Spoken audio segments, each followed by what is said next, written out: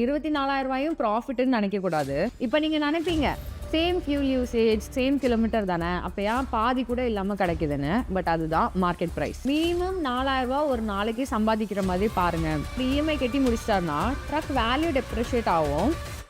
52,500 trip ரேட்னா owner cum டிரைவருக்கு கையில் எவ்வளோ வருது? எக்ஸாம்பிளுக்கு அவர் ஒரு 32 ஃபீட் மல்டி எக்ஸல் வச்சுருக்காரு.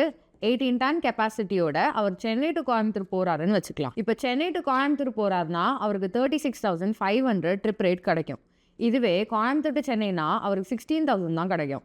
இப்போ நீங்கள் நினைப்பீங்க same fuel usage same kilometre தானே, அப்போ ஏன் பாதி கூட இல்லாமல் கிடைக்குதுன்னு. பட் அதுதான் மார்க்கெட் ப்ரைஸ். ஃபஸ்ட்டு நம்ம டீசல் காஸ்ட்டை கால்குலேட் பண்ணலாம்.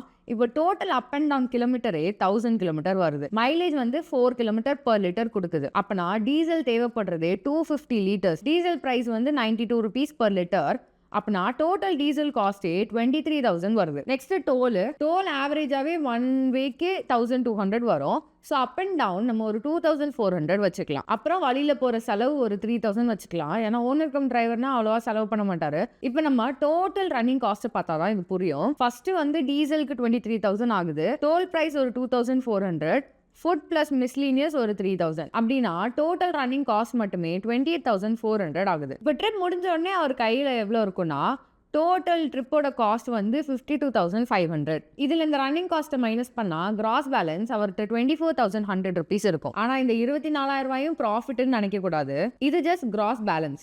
இன்னும் இஎம்ஐ மெயின்டெனன்ஸ் இன்சூரன்ஸ்னு சொல்லி ஒரு ஃபிக்ஸ்ட் அமௌண்ட் மந்த்லி பே பண்ணுற மாதிரி தான் இருக்கும். அதுவே அவர் 5 வருஷம் லோனை க்ளோஸ் பண்ணிட்டாருன்னா இந்த அமௌண்ட் அவர் கைக்கு போயிடும்.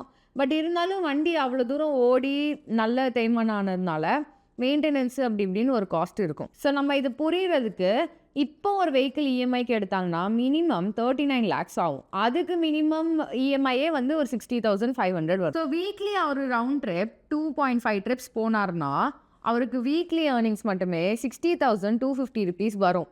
இதுவே அவர் மந்த்லி 10 trips போனார்னா அவர் மந்த்லி ஏர்னிங்ஸ் 2,41,000 வரும். அப்படின்னா இஎம்ஐ போக அவர் கையில் 1,75,500 இருக்கும். இதுவே அவர் வீக்லி 2 ரவுண்ட் ட்ரிப்ஸ் போறாருன்னா வீக்லி ஏர்னிங்ஸ் அவரோடது 48,200. இதுவே மந்த்லி 8 ட்ரிப்னா 1,92,800 அவரோட மந்த்லி ஏர்னிங். இஎம்ஐ போக அவர் கையில் 1,27,300 இருக்கும். இதுவே வாரத்துக்கு ஒரு ரவுண்ட் ட்ரிப் தான் போறாரு, அதில் அவரோட ஏர்னிங் 24,100. மந்த்லி ஒரு 4 ட்ரிப்னா 96,400 தான் அவரோட ஏர்னிங். அதில் இஎம்ஐ போக அவர்கிட்ட 30,900 தான் இருக்கும். இதில் அவருக்கு early maintenance tyre clutch suspension அதுக்கு தனியாக செலவு இருக்கும். இதுவே 5 year அவர் இஎம்ஐ கட்டி முடிச்சிட்டாருன்னா ட்ரக் வேல்யூ டெப்ரிஷியேட் ஆகும். ஆனால் அவருக்கு அந்த அசெட் வந்து லோன் ஃப்ரீயாகவும் ஆகும். ஒரு அட்வைஸ் நாங்கள் எல்லா வீடியோலையும் என்ன சொல்லுவோன்னா மினிமம் 4,000 ஒரு நாளைக்கு சம்பாதிக்கிற மாதிரி பாருங்கள். அப்போ தான் உங்களுக்கு ஏதாச்சும் ஒரு எமர்ஜென்சி யூஸ்க்கோ இல்லை இஎம்ஐ கட்ட முடியாமல் அப்படிலாம் உங்களுக்கு ஆகாமல் இருக்கும். நீங்களும் மந்த்லி உங்கள் ஃபேமிலி எல்லாமே நல்லா மெயின்டைன் பண்ண முடியும். ஸோ மினிமம் நீங்கள் கணக்கு வச்சு ஒரு 4,000 per day ஏர்ன் பண்ணுற மாதிரி பாருங்கள். உங்கள் தாட்ஸை கமெண்ட்ஸில் சொல்லுங்கள். தேங்க்யூ ஃபார் வாட்சிங்.